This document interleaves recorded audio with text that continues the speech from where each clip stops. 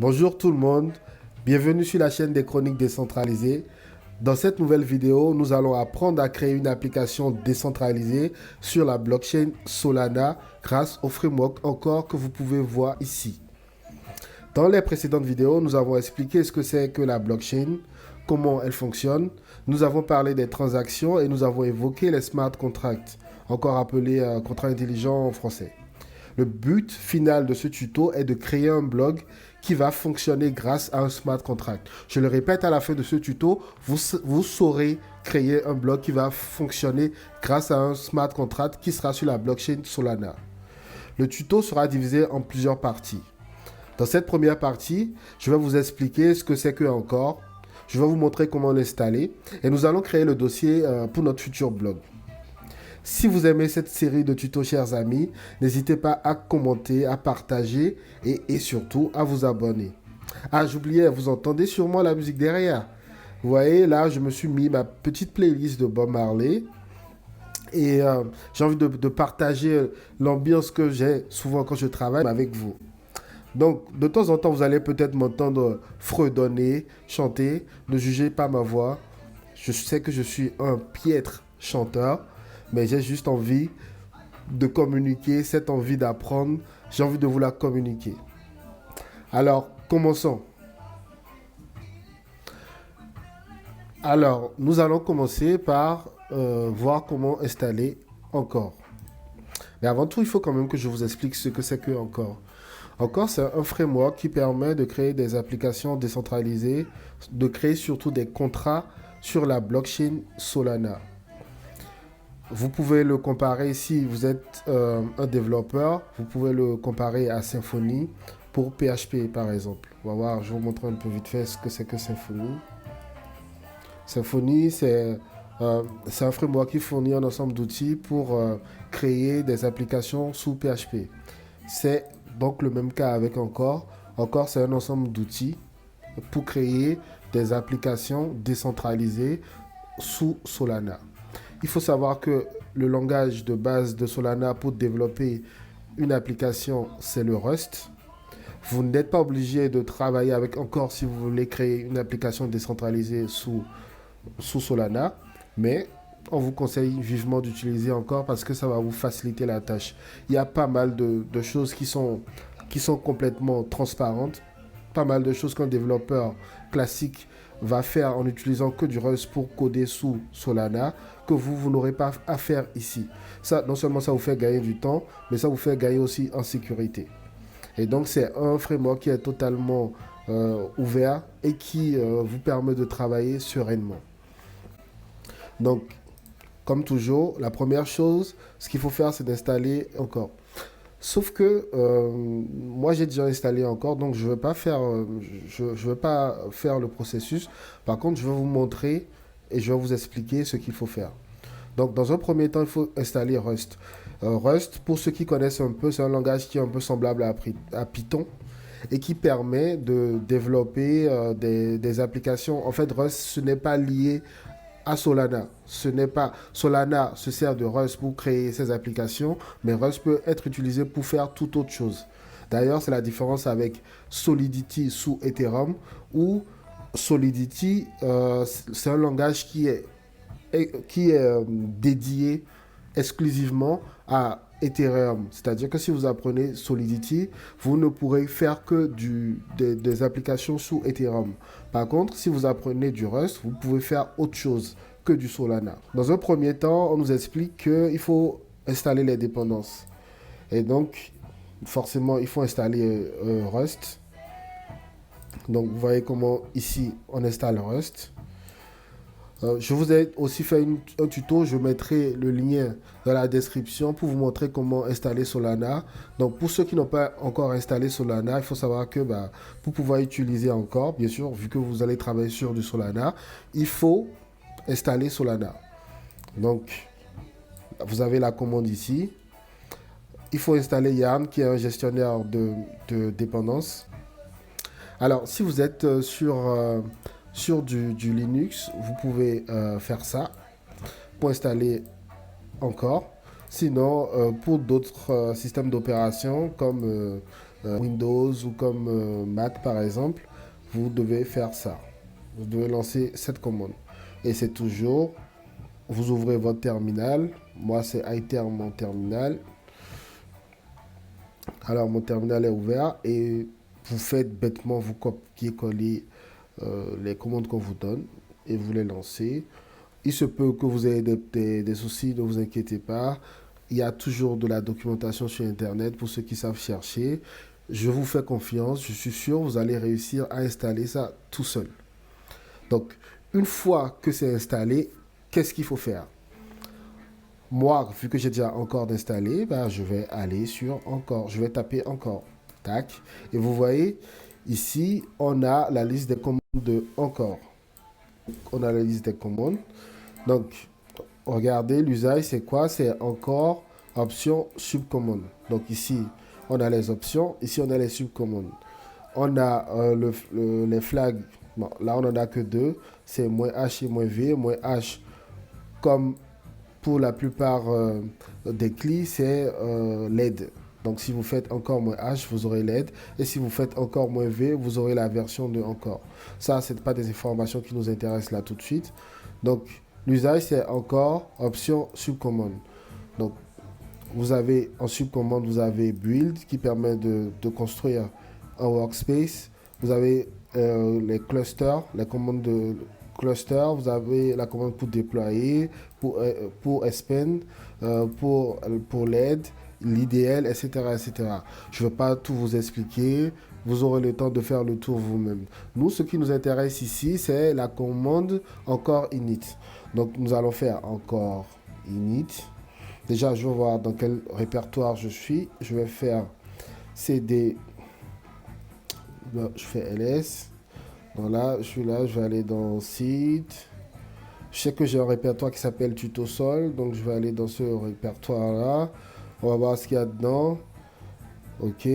Donc ici, on va faire dans ce répertoire encore init blog. Allez, je vais raser un peu tout ça pour vous montrer. Donc on va faire encore init blog. Qu'est-ce qu'on dit? On dit à encore de créer notre premier répertoire, notre répertoire qui sera le répertoire de notre blog. Donc on lance ça.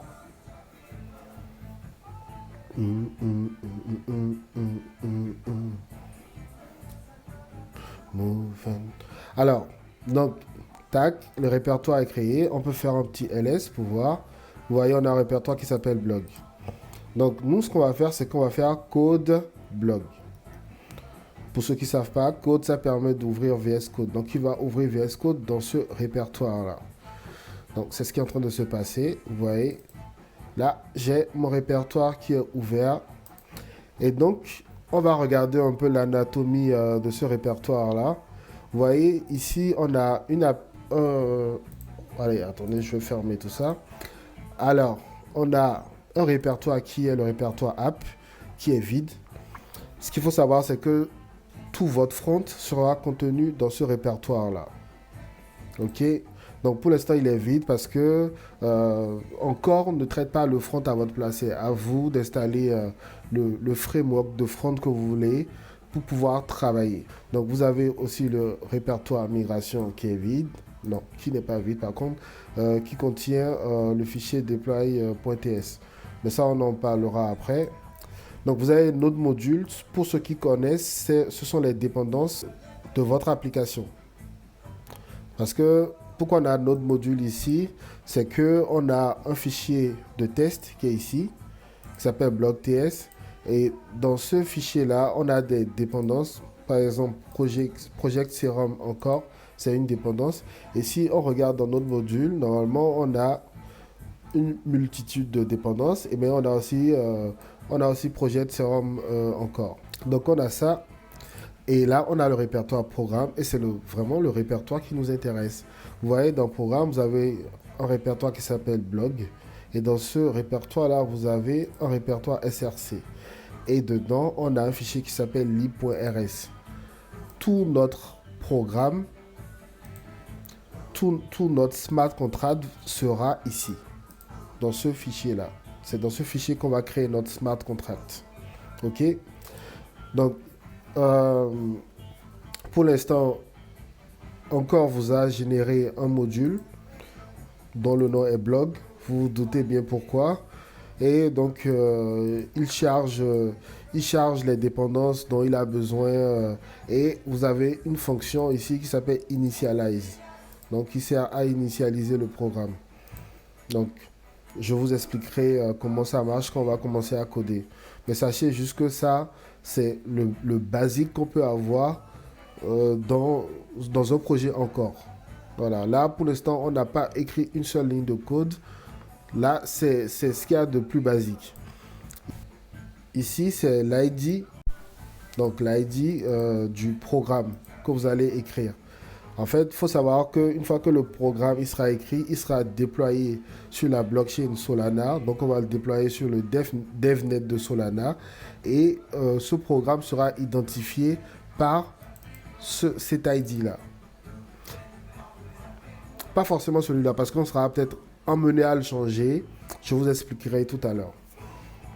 Et donc, on continue. Je vous ai montré le répertoire test. Ce répertoire, ce fichier, il va nous permettre, le fichier blog.ts, lui, il va nous permettre de tester notre programme.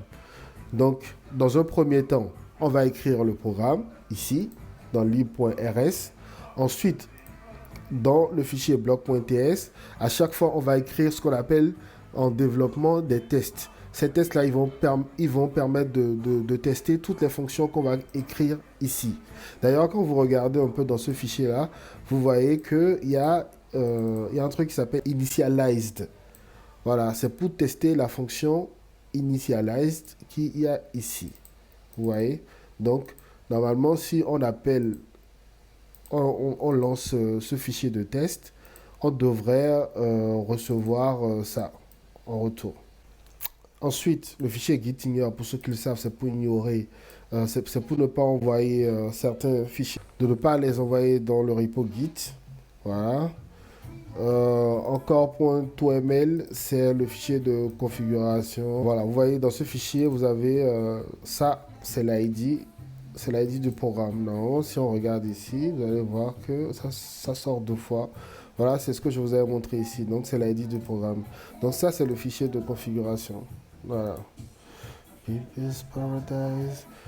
Ok, donc là, on a fait un peu le tour de encore. Et là, on va commencer à regarder, à s'intéresser à ce qui se passe ici. Alors, maintenant que nous avons regardé un peu tous les fichiers et que je vous ai expliqué comment ils fonctionnent, je vous ai expliqué comment fonctionnent les répertoires et comment ils sont organisés dans notre application de blog, on va essayer de lancer notre premier test. Alors, pour lancer un test, c'est assez simple. On va lancer encore et on va regarder comment on lance un test.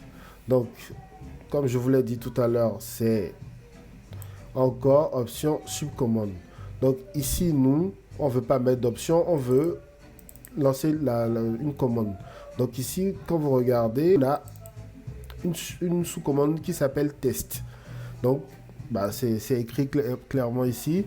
On nous dit que cette commande permet de lancer les tests sur le local network, c'est-à-dire sur le réseau local. Donc, qu'est-ce qu'on va faire? Tout bêtement, on va faire encore test. Voilà. Et vous voyez là, il y a deux choses qui se passent, même trois choses qui se passent. D'abord, le système va aller builder le programme. Donc, je vais vous expliquer tout à l'heure pourquoi il build le programme.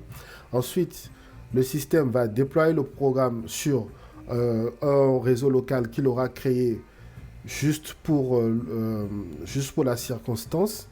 Et ensuite, il va lancer le test. Donc, on va voir comment ça va se passer. Alors, j'espère que vous êtes dans l'ambiance avec moi. Je suis en train de kiffer mon Bob Marley là. Ça, c'est ce que j'aime quand je travaille. Ça me met dans l'ambiance, ça me donne envie de mieux comprendre ce que je fais. J'espère que ça vous fait le même effet.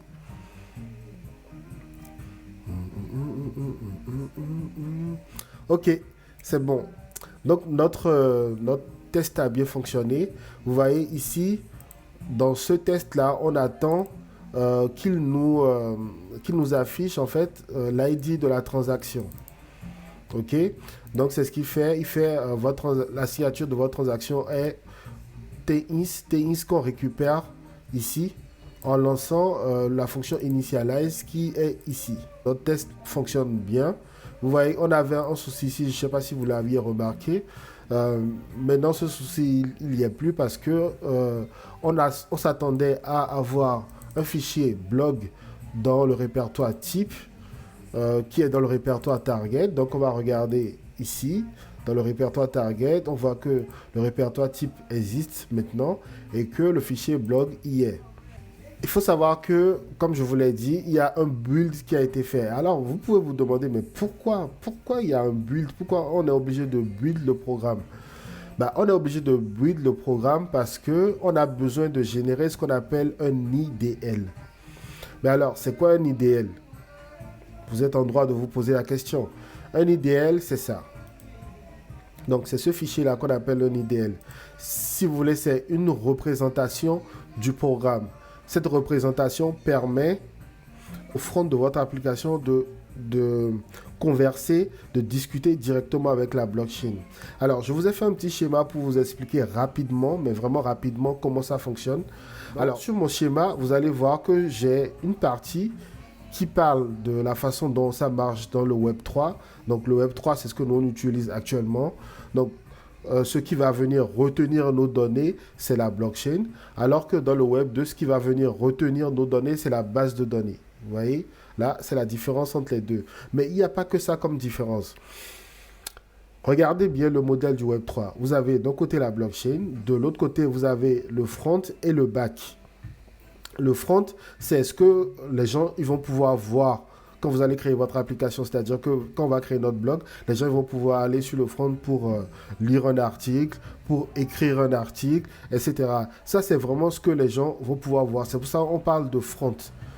Le back, c'est ce qui permet de créer le programme qui va communiquer avec la blockchain, qui va communiquer ou qui va reverser les comptes que vous avez créés dans la blockchain. Alors, je viens d'utiliser un mot. Le mot, c'est account, compte en français.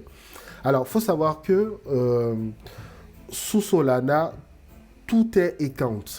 C'est-à-dire que tout ce qui est stocké dans la blockchain est account. Le account, vous pouvez le voir comme un fichier dans lequel on met des datas. Et donc, vous pouvez imaginer, moi c'est comme ça que je l'imagine et c'est comme ça que je le comprends. Vous pouvez imaginer que votre programme, en fait, c'est une liste d'instructions pour aller créer ces fichiers-là sur la blockchain. Et ensuite, stocker des choses dans ces fichiers-là sur la blockchain. Et ces fichiers-là, on les appelle les accounts. Donc, qu'est-ce qui se passe lorsque vous faites un build, c'est-à-dire ce que notre test a fait, quand on a fait encore test, je vous ai dit, il y a un build qui s'est fait et il y a un deploy qui s'est fait. Alors, quand vous faites votre build et votre deploy, qu'est-ce que vous faites? C'est que, dans un premier temps, on va prendre le programme qui est écrit ici. Alors, il est où ce programme? Il est ici. On va prendre ce programme-là et on va le traduire en IDL. Alors, l'IDL, c'est ce que je vous ai montré, c'est ce qui est ici. Voilà, on va traduire ce programme en IDL. D'ailleurs, quand vous regardez, vous voyez bien que ça ressemble étrangement à notre programme. En tout cas, aux données qu'on a dans notre programme. Donc, on prend notre programme, on le traduit en IDL. Ensuite, les comptes qu'on a déclarés dans notre programme, donc nous, pour l'instant, on n'a qu'un seul compte dans notre programme, c'est Initialize. On va les reverser directement dans la blockchain. Donc, imaginez que c'est des fichiers. Donc, on va créer... Imaginez qu'on crée un fichier qui s'appelle Initialize. Et dans ce fichier, on a envie de mettre des données. Voilà, point. Ne cherchez pas à en savoir plus. C'est comme ça que ça fonctionne. Donc, je résume. Quand on va build et deploy, on va non seulement créer les comptes qu'on a déclarés dans notre programme, on va les créer dans la blockchain, mais on va aussi créer un fichier IDL. Alors, ce fichier-là, c'est celui-là, comme je vous l'ai dit. Et ce fichier, pour moi, je le vois comme un interprète en fait. Imaginez que la blockchain parle l'anglais et que votre application parle du français. Donc les deux, ils n'arrivent pas à se comprendre. Ils ne peuvent pas se comprendre. Donc on est obligé de passer par un interprète pour que les deux puissent communiquer. Et cet interprète-là, pardon, c'est ce fichier-là. C'est ce fichier que vous voyez. C'est celui-là qui va permettre à la blockchain et à votre application de parler le même langage à travers ce qu'on appelle le RPC, c'est-à-dire Remote Procedure Call. Voilà, c'est comme ça que ça fonctionne. Donc vous pouvez imaginer le Remote Procedure Call comme un langage universel que les deux comprennent, mais pour que les deux puissent comprendre ce langage-là, il faut un interprète au milieu. Et l'interprète, c'est le IDL. Voilà, aussi simple que ça. Et en fait, dans le Web3, le front, c'est le front qui communique directement avec la blockchain. Le back, lui, ne fait que générer les fichiers, les accounts, pardon, et le fichier IDL qui va bien. Et ensuite, il laisse la main au front pour qu'il communique directement avec la blockchain. Et comme je vous l'ai dit déjà tantôt dans d'autres vidéos, dans la blockchain, l'écriture, elle est payante et la lecture elle est gratuite. On va faire une petite comparaison avec ce qui se passe dans le web classique. Alors, le web classique, c'est le modèle qu'on a là en bas. Alors, vous voyez que dans le web classique, la blockchain elle est remplacée par la base de données. Donc, c'est une base de données classique. La base de données, elle communique avec l'application à travers ce qu'on appelle un ORM. L'ORM, c'est quelque chose qui permet de communiquer directement avec la base de données. En fait, si vous voulez, l'ORM, c'est un programme qui est au-dessus du SQL, qui permet de faire des requêtes SQL un peu plus complexes en se basant sur les primitives de SQL. Voilà, c'est ça ce qu'on appelle l'ORM.